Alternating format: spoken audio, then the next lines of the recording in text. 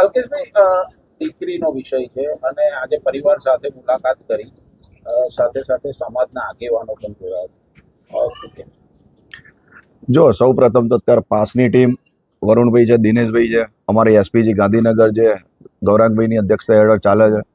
તો અમારો પહેલાં એસપીજીનો રોલ જ આ છે કે સમાજનું રક્ષણ કરવું, સામાજિક રક્ષણ.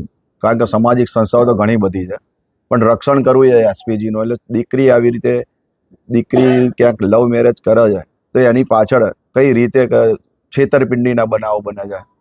આજે ધારો કે દીકરી 25 વર્ષની મા બાપ સાથે રહીને એના પ્રેમથી ઉછરેલતી હોય અને 2 જ વર્ષના પ્રેમમાં જો કોઈ બી દીકરા જોડે આવી રીતે ભાગી જતી હોય તો એ ક્યાંક ને ક્યાંક ફોસલાઈને ક્યાંક એ દીકરીની પાછળનું કે પારિવારિક જોવાતું હોય છે કે કેટલી ગર્ભ શ્રીમંત છે, તો એની ક્યાંક જમીન જાયદાદ, ક્યાંક ખેતીવાડીનો પ્રશ્ન હોય તો એની ક્યાંક ને ક્યાંક પ્રોપર્ટીના લઈને આવી રીતે બગાડી જાય. તો જ્ઞાતિની અંદર આવા અસામાજિક તત્વો, કોઈ પણ જ્ઞાતિ હોય, હું જ્ઞાતિમાં માનતા નથી અમે, પણ આવા અસામાજિક તત્વો જો આવી રીતે આવા પગલાં ભરતા રહેશે તો આપણે આવી રીતે સમાજની કેટલીય દીકરીઓ, કારણ કે કોઈ પણ સમાજની દીકરી હોય એની સાથે આ પ્રશ્ન બની શકે છે. તો અમે આ સમાજ જોડે, પાટીદાર સમાજને એવી અપેક્ષા છે કે એ દીકરી જે રીતે ત્યાં બીજી દીકરીને પાછી લઈ આવ્યા, જે રબારી સમાજ, ચૌધરી સમાજમાં ગઈ હતી, તો એ જ સામાજિક આગેવાનો આગળ પડીને અમારી પાટીદાર સમાજની દીકરીને આવી રીતે ઘર પરત મોકલે અને સમાધાન રૂપે આવી રીતે નિરાકરણ લાવે કે જેથી કરીને દીકરીનું પરિવાર સુખી રહે અને એને સાંત્વના મળે. ખાસ કરીને ગઈકાલે તમે કહો છો એમ તમને સોશિયલ મીડિયાના માધ્યમથી ખબર પડી, અત્યાર સુધીના કેવા પ્રયાસો હતા સમાજના રબારી સમાજ સાથે વાત કરવાનો, તો કેવો ઉકેલ આવે એવું લાગે? ચોક્કસથી કાલે જ અમને તો હજી તો જાણ થઈ છે સોશિયલ મીડિયામાં માધ્યમથી, તો તરત જ અમે આવી રીતે વાતચીત ચાલુ કરી પરિવારના ક્યાંક ને ક્યાંક સંપર્કમાં રહેવા માટે.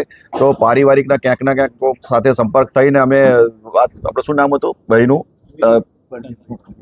એ નહીં, આપણે ભાઈ જોડે વિપુલ અને ગામના પરિવારના વિપુલ અને વીરુ બંને સાથે સંપર્ક થયો એસપીજીનો, અને એમણે વાતચીત કરી અમારી સાથે.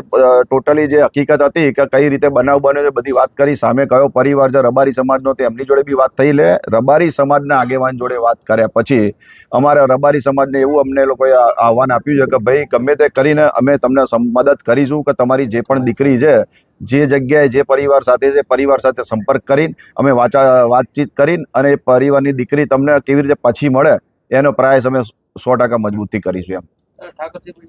હા, ઠાકરસિંહભાઈ જોડે વાત થઈ ને અમારે રૂબરૂ. પૂર્વીનભાઈ વાત થઈ, મારી વાત થઈ છે, વરુણભાઈ વાત થઈ છે, તમામ અમારા મેમ્બર્સ ઘણા જે બી છે અમારા હોદ્દેદાર બધાને વાત થઈ છે. અને અહીંયા લગભગ અહીંયાથી અમે મળીને પરિવારને મળીને એમની સાથે જ અમારે સાંજે મુલાકાતનો સમય આપેલો છે. તો હમણાં જ અમારી એમની પર્સનલ મીટિંગ થવાની છે, જે બેસીને અમે શાંતિથી કઈ રીતે એનું નિરાકરણ આવે એની ચર્ચા કરવાના છીએ.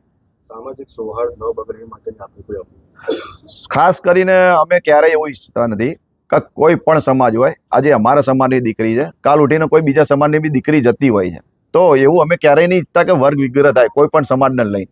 આજે અમે સામાજિક પ્રશ્ન બન્યો છે તો અમારા માત્ર પરિવાર જોડે ચર્ચા કરવાનો વિષય હોય, ના તો આખા સમાજ જોડે એવો કઈ વર્ગ વિગ્રહનો વિવાદ આવે.